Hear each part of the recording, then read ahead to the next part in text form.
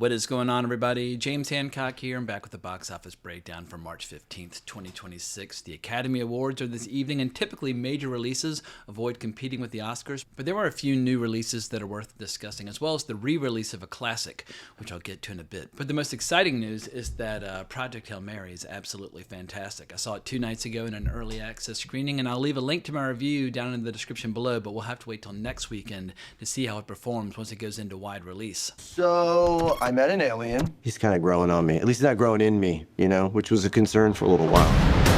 But this weekend, Hoppers was #1 for the second weekend in a row with 28 million. And I feel like no matter what happens to the movie industry in the years to come, animation for kids and horror movies will remain popular at the box office, which would be such a strange movie-going environment where if every time you go to the theater, you either have to watch like fluffy animals going on adventures or people just getting absolutely dismembered. I don't know what that would say about our culture, but both genres continue to be popular. But as far as newcomers go, Reminders of Him, based on the book by Colleen Hoover, debuted at #2 with a respectable 19 million, far above the projections of 12 million. And keep in mind, this movie was made for only $25 million. And I guess at some point, I'm just going to have to rip off the Band-Aid and either read or watch one of these Colleen Hoover adaptations. But she seems to have some of the most loyal fans out there, and also a prodigious output. It seems like she's either cranking out a book every year or a movie based on one of her works. But quick question, are we seeing the beginning of a small, quiet comeback of book adaptations? Because both Reminders of Him as well as Project Hail Mary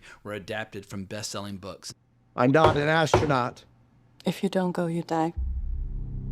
We're the rest of us. And that totally works for me, because if I were given the choice of fresh adaptations of books that have never been adapted before versus recycling the same boring blockbuster franchises over and over again, the choice is clear to me.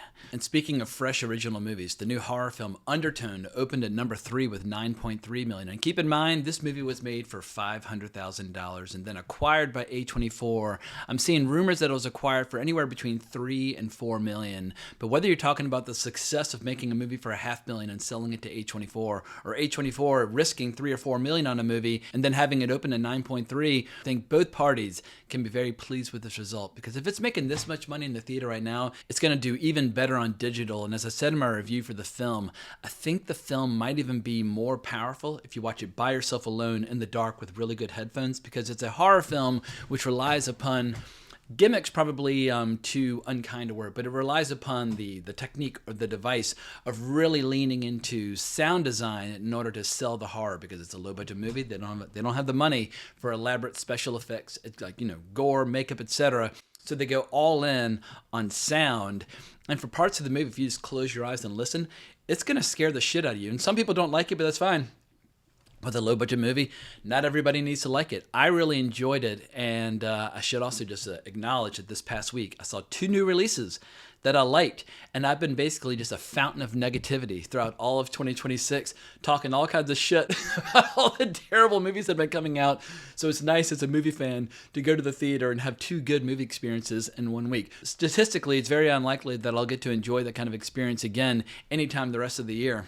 But speaking of movies that I didn't like, we got to talk about the second weekend performance of Maggie Gyllenhaal's The Bride. And I'm going to skip ahead to the article by Rebecca Rubin that I'm going to read in full in a few minutes, but I can't resist giving this spoiler, because the paragraph is brief, concise, and to the point, and just devastating. But she writes, "Meanwhile, director Maggie Gyllenhaal's R-rated monster mash The Bride has flatlined with 2.1 million in its sophomore outing, tumbling to the #6 spot with poor reviews and frighteningly bad audience scores. Ticket sales collapsed by 70% from its tragic $7 million debut. The film has earned 11.3 million in North America and 21 million globally to date. The Bride is shaping up to be an unmitigated financial disaster for Warner Brothers, which spent 90 million to produce and 65 million to promote the film." And keep in mind that condemnation is coming from the entertainment press, which in general tries to maintain a more or less friendly relationship with all the major studios. But what else can we say about The Bride that we have not said in both our review as well as our box office breakdown last week? I made the mistake of watching an interview with between Maggie Gyllenhaal and Lulu Garcia Navarro, over at the New York Times film podcast called The Interview on YouTube. And holy smokes, I thought I disliked The Bride based just on my experience of watching the movie, but now I really dislike The Bride because Maggie Gyllenhaal basically acts like every single female filmmaker out there has been bound and gagged in a closet, being like whipped with a belt for the last few decades, unable to say whatever it is that they want to say. And I want to just pause for a moment to remind her that there are some other female directors who have enjoyed incredible success, like Chloe Zhao. Her new movie, Hamnet, just crossed the 100 million mark worldwide. It is not a blockbuster movie. It's not a science fiction movie. It's not a horror film. It's an art house movie about Shakespeare and his relationship with his wife and some of his kids. And it's made more than $100 million. And Jessie Buckley's probably going to win the Oscar tonight for Best Actress. So I would recommend that Maggie Gyllenhaal give Chloe Zhao a call and just ask how she's doing it. But I can remember a time back in the 1980s and 1990s where there were successful female directors where I didn't even know the girls were directing these movies that I absolutely loved. Like probably the best high school comedy by far of the 1980s was Fast Times at Ridgemont High. Universal Pictures presents everything you always wanted to do in high school with everyone you always wanted to do it with. Hey, bud, let's party. And it is, ruthless, and it's sexual, and it's shocking, and it's provocative, and it's fucking bananas, and it makes most other high school comedies seem very cautious by comparison. But my entire childhood, I watched Fast Times at Ridgemont High over and over and over again, never in a million years knowing that Amy Heckerling directed it. And let me add that Amy Heckerling would go on to dwarf that success with some of her later movies like Look Who's Talking in 1989. And keep in mind, these are 1980s dollars. There's been a little bit of inflation since then. But on a budget of $7.5 million, Look Who's Talking grossed $297 million worldwide. And once again, I was a 13-year-old kid. I had no idea that it was a female writer-director. All I knew was that it was a funny movie and that we were laughing like hell and having a good time. And it was just an absolute box office fucking juggernaut. And then there's Kathryn Bigelow, who directed some of my favorite movies from my childhood, and I had no idea that it was a woman behind those movies. Like Near Dark, she basically took like an outlaw western movie and a vampire movie, threw them together, and it was just total, genre film gold. It's finger licking good. Or Point Break, easily one of the most quotable movies of that era throughout all of high school and throughout all of college. I mean, I don't know how many times my friends would say this to each other, but anytime we were at a McDonald's or a bar or whatever, Utah, get me too. And we just quoted that movie left and right. We fucking loved it. Utah, get me two. And the list just goes on and on, like Penny Marshall. She directed the Tom Hanks film Big, which came out when I was 12 years old. Once again, I had no idea it was a female director, but on an $18 million production budget, that movie grossed $151 million. Keep in mind, once again, 1980s dollars. That would be, I don't know what that would be in 2026, but considerably more. And then, of course, there are the examples like Nora Ephron making movies like Sleepless in Seattle. On a budget of $21 million, that movie grossed $227 million worldwide. So getting back to Maggie Gyllenhaal in this interview she did with the New York Times, where once again she acts like she's been muzzled for years and that Making the Bride was like a geyser exploding and that women everywhere were gonna like basically run amok celebrating their newfound freedom. I just want to tell Maggie Gyllenhaal, maybe for a brief shining moment, try and deliver a successful movie, because the failure of The Bride is actually going to accomplish the exact opposite of whatever she was hoping to achieve with a movie that I would equate to just a shrieking, obnoxious diatribe. And she should just pause to reflect for a moment that the failure of her movie rests entirely on her shoulders. And if she wants to have success as a filmmaker in the future, study the films of Amy Heckerling, study the films of Penny Marshall, study the films of Kathryn Bigelow, study the films of Nora Ephron. There are a lot of examples out there. Or if she's looking for her peers, once again, Chloe Zhao's new movie, Hamnet, is doing extremely well at the box office. So Maggie Gyllenhaal, I don't want to hear any more of your bullshit in the future. And as far as celebrity interviews go, there have been a lot of really annoying, really silly, really obnoxious interviews over the years, but that interview with Maggie Gyllenhaal in the New York Times might be the most obnoxious of all, and that is saying something. Because in the end, the most important thing is making a great movie. And if you make a great movie, it'll enjoy a really long shelf life, either on digital or Blu-ray or whatever the case might be, as is proven by Kiki's Delivery Service, which is back in the top 10 at number 8. And that movie's decades old, but Hayao Miyazaki, I think he's a strong contender for the best filmmaker of the last 50 years. And of all the filmmakers that are still alive today, I think perhaps his catalog or his filmography is proven to have the best ability to be re-released in the theater and generate big box office all the time. Because through G Kids, whether they're re-releasing Princess Mononoke or Spirited Away or any of his great movies, and Kiki's Delivery Service, I wouldn't even put it in his top 5 best movies, but it is an utterly charming, disarming movie, and puts a big smile on my face that Hayao Miyazaki is showing such longevity. And I suspect that in 50 more years, you'll still see his movies getting re-released in theaters or whatever is going on in the culture at the time. But I have a feeling that as long as people continue to watch this thing called movies, they will continue to watch Hayao Miyazaki's films. And my recommendation is to start at the beginning of his career and just watch every single show or movie that he ever worked on. And we can have a discussion about what are the best films. But I'm going to give you a shortcut. And I'm going to include a link down in the description below to my video where I count down my top 10 favorite movies by Hayao Miyazaki. And the last bit of news involves Scream 7, where if you don't adjust for inflation, it is now technically the highest grossing film in the franchise because it's now grossed $107 million domestically and $176.9 million globally. So for a movie that lost its director and lost its 2 stars only a few years ago, then had to regroup and reassemble, I think that's basically like the best possible outcome for that movie. And I suspect we're probably going to see 7 more Scream movies. As long as Neve Campbell is alive on this earth, they're going to keep lining her up for more movies. But it's time, I think, to head over to Variety and hear what Rebecca Rubin has to say about this weekend with her article titled Box Office, Colleen Hoover's Reminders of Him Impresses with 18 million. The Bride craters by 70% as Hoppers remains #1.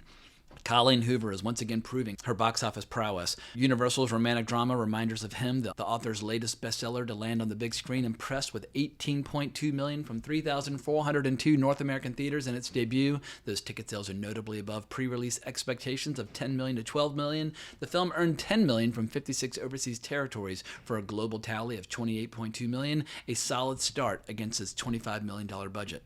Hoover co-wrote the screenplay for Reminders of Him, which follows a single mom who returns home after serving 5 years in prison for a tragic mistake.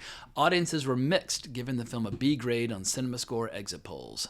This extends Hoover's winning streak after 2024's It Ends With Us and 2025's Regretting You, underscoring the demand for female-focused stories. Women represented 80% of opening weekend crowds for Reminders of Him. Her next adaptation, Verity, starring Dakota Johnson and Anne Hathaway, is set for October from Amazon MGM. Hollywood isn't producing enough adult romance dramas, says analyst Jeff Block of Exhibitor Relations. The audience is there, but the content isn't. Colleen Hoover's adaptations are filling that space. And also, let me pause to state the obvious. If Maggie Gyllenhaal pauses for any self-reflection over the next few weeks, wondering why The Bride bombed in theaters, well then she should have a look at some of the books and movies of Colleen Hoover and then revisit some of her comments from that loathsome New York Times interview. But back to the article, Reminders of Him debuted at #2 behind Disney and Pixar's animated adventure Hoppers, which remained in first place with $28.5 million in its second weekend of release. That marks a stronghold, down just 36% from its opening of $45 million, boosting domestic revenues to $86 million. The kid-friendly film has earned $77.9 million overseas for a global tally of $164.7 million. Hoppers is snapping a cold streak for Pixar, which has scored with sequels such as Inside Out 2, but hasn't fielded an original hit since 2017's Coco. Although the film needs to stick around on the big screen to justify its $150 million price tag, theater owners keep roughly 50% of ticket sales. Hoppers looks to have steady box office legs. And I read this earlier in the video, but I can't help but read it again. Meanwhile, director Maggie Gyllenhaal's R-rated monster mash The Bride has flatlined with $2.1 million in its sophomore outing, tumbling to the #6 spot with poor reviews and frighteningly bad audience scores. Ticket sales collapsed by 70% from its tragic $7 million debut. The film has earned $11.3 million in North America and $21 million globally to date. The Bride is shaping up to be an unmitigated financial disaster for Warner Brothers, which spent $90 million to produce and $65 million to promote the film. Third place went to A24's micro-budget paranormal horror story Undertone, which scored a better-than-expected $9.3 million from 2,570 theaters in its opening weekend.